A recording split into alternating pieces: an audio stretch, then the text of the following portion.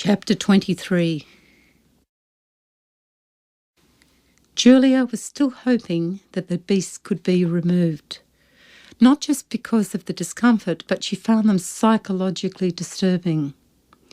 On the following Monday, the 21st of June, we set off on a visit to her surgeon.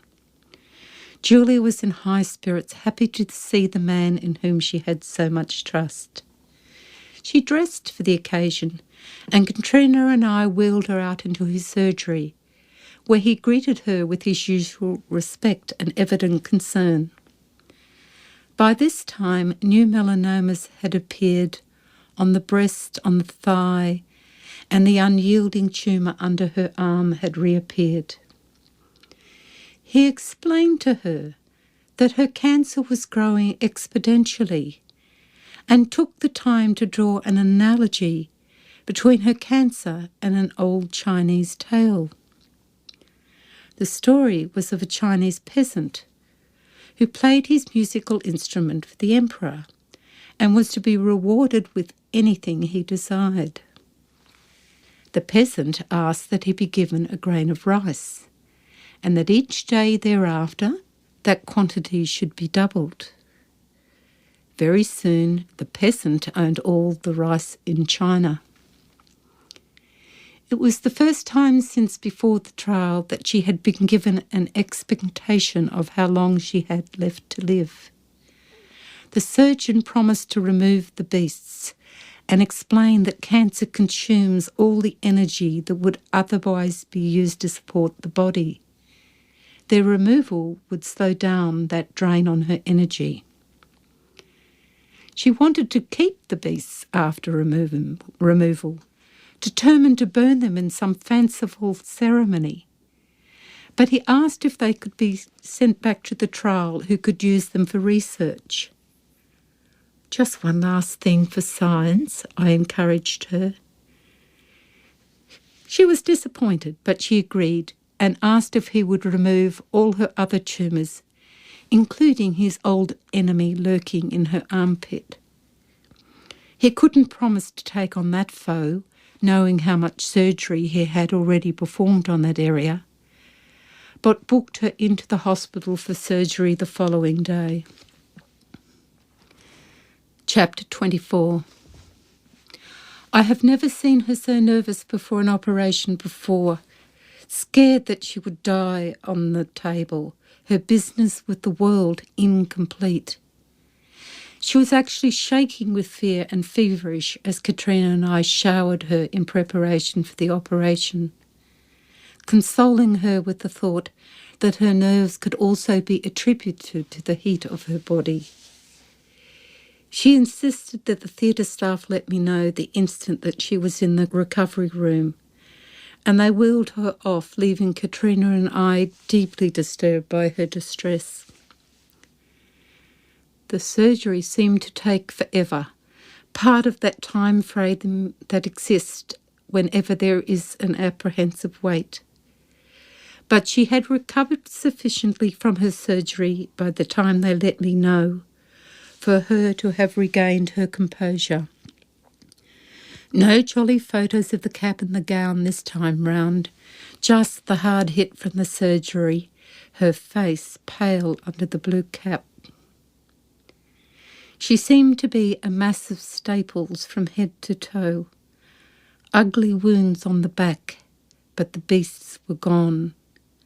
An open hole in the side on one side where the staples were stretched to the limit. She had pleaded once again with the surgeon before surgery to remove the lump under her arm, and he had admitted that he had been awake for hours that night, planning how best to perform the removal. There had been very little flesh to pull together, and she now had a hole there, which was never to close again. But just a few stitches needed for the breast and the 2 on her thigh. Jimmy came up later in the evening to see her, and Katrina and I left her in his hands. He stayed the night and apparently spent the time getting her to and from the bathroom and to bed again. He was a good nurse when he put his mind to the job. not afraid of getting his hands dirty and patient with Julia's demands. She was more demanding of him than she was of her family. But underlying it all was her frustration that he now felt he had a legitimate excuse for not working. She insisted that she was able to cope by herself. After all, she was in a fully staffed hospital, and ordered him to buy the paper and start a job search. He spent the subsequent night in his nursing role, but after that she would have no more of it. The surgeon appeared the following day clad in his theatre garments, direct from an intense day of operating. She was delighted as always to see him. He produced his mobile phone and showed us the images he had taken the time to record while she was in the theatre. The two beasts lay spread upon a table, a scale beside them to record their surprising size. Black with the melanin, which he explained clung to his fingers as he cut them from her back. Apparently tumours drain that dark pigmentation from the body and store them, giving rise to their unearthly colour. He asked for my email address so that he could send me the images to print out. "Now you can burn them," he said as she scrutinised his phone. The email was in my inbox when I got home, and I sent them on to Auntie Katrina, who blew the images up, giving them the status that Julia felt they deserved. We worked out our visits in shifts until late in the evenings and took over the nursing. The staff remarked that they were very glad of the extra hands. She issued orders for chocolate bars and treats for the staff and soon had them all charmed. I was surprised to learn from one of the nurses that Kevin Rudd had just been deposed by Julia Gillard as the leader of the Labour Party. I have a healthy interest in politics and was intrigued to learn that the outside world existed and that such a significant moment could have simply passed me by. There were other visitors as well. The girlfriends and her friends all came and they gave her all their love. She gave as much time to them as they asked, sometimes to the detriment of herself, trying to balance her medication so that the timing would be right. She reserved the horse pills, a large green dose of morphine, as a last resort for killing the pain, in order to be alert for her visitors. The doctors had suggested the drug be administered intravenously, and an attempt was made to insert a shunt, but Julia was extremely disturbed by the attempt. It was the only time that I was a witness to such a loss of control by her, more than just tears. She apologised immediately to her physician and nurses, shaken by her own response. Ella had hoped to see her big sister alone, as she had not spent time alone with her in months. Afraid that she might miss her opportunity to express her love and admiration. I discussed it with Julia and Ella and organised that Ella would come.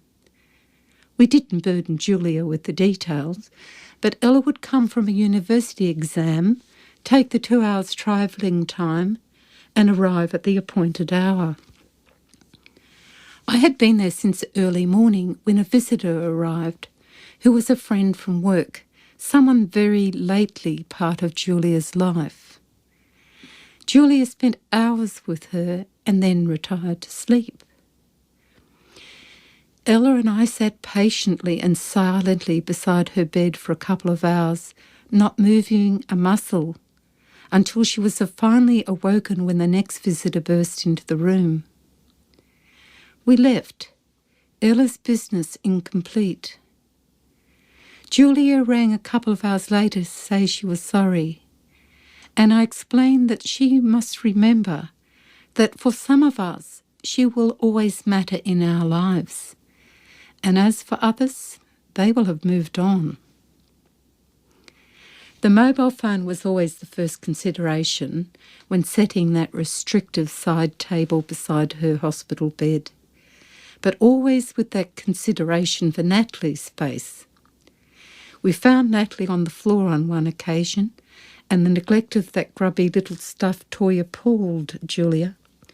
A temporary slip, but we understood her meaning. She rang Auntie Jane, who lives in the centre of Australia, and after she asked if she would be coming, but Auntie Jane said regrettably no, so Julia fondly wished her goodbye. She rang many people, and they rang her. The sign on her door may have occasionally said no visitors, but you could never stop them coming in down those wireless waves. There was some talk of surgery on the leg where the melanomas were exerting their force on her bones, but it was deemed unfeasible. I was glad of that, and it passed her by without too much concern. She was okay with it all, until they moved her down into palliative care.